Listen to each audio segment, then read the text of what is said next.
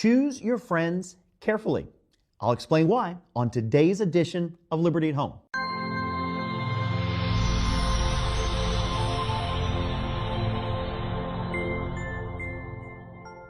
Hello there, and welcome to our latest episode of Liberty at Home. I'm Pastor Adam Rivero from the Liberty Baptist Church right here on Route 138 in Easton. As always, we're broadcasting from the state-of-the-art digital studios of ECAT, just around the corner from one of the area's hidden jewels, the Easton Children's Museum. On today's episode, we're going to continue our chapter-by-chapter study of the Proverbs by looking at a few verses in chapter number 13. So let's read together, starting from verse number 20. And the Word of God says, "He that walketh with wise men shall be wise, but a companion of fools shall be destroyed. Evil pursueth sinners, but to the righteous good shall be repaid." I'm reminded of a story I once heard about some crows. One day, a farmer grabbed his shotgun to shoot at a murder, yes, that's the correct word, a murder of pesky crows. Unfortunately, he didn't see his very sociable parrot that had joined the crows before he pulled the trigger. After firing a few shots, he walked over to the fallen birds and was shocked to find his parrot badly ruffled with a broken wing. When the farmer's little children saw the injured bird, they asked with heartbroken voices, "Daddy, what happened?"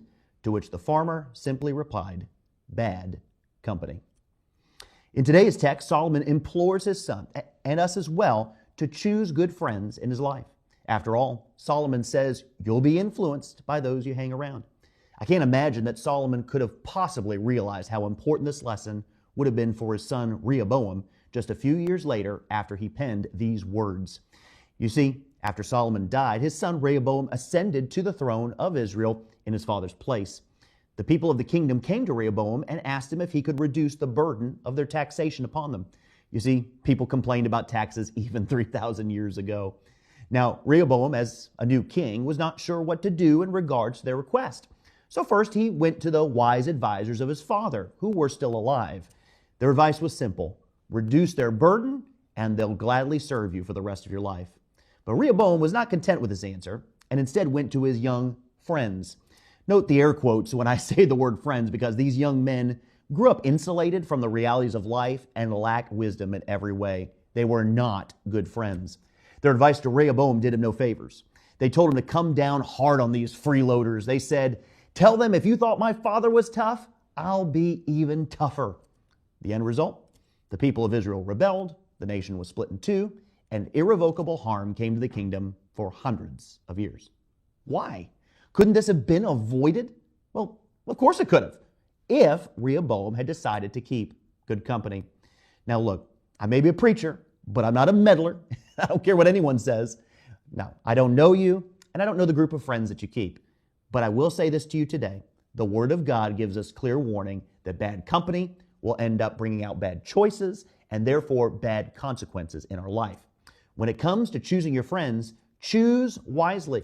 If you have a friend or friends who have a negative influence in your life, reconsider if they're truly your friend or not. But, well, let's end on a more positive note. Also from the words of Solomon in Ecclesiastes chapter 4, as he talks about the wonderful benefits of having good friends. He says, "Two are better than one, because they have a good reward for their labor. For if they fall, the one will lift up his fellow. But woe to him that is alone when he falleth, for he hath not another to help him up." There are many wonderful gifts in this world, but there's hardly a better gift than a good friend. You know, there's so much more that I could share today, but our time has run out for this edition of Liberty at Home. As always, I want to remind you that you're invited to join us anytime at Liberty Baptist Church. We meet every Sunday and Wednesday at 800 Washington Street right here in Easton. You can learn more about us from our website, mylibertybaptist.org, where you can find out more about our doctrine, watch our church live stream, or listen to our sermon podcast. Well, as we sign off for today, don't forget that where the Spirit of the Lord is, there is liberty. I'm Pastor Adam Rivero, and I'll see you next week right here on ECAT with another episode of Liberty at Home.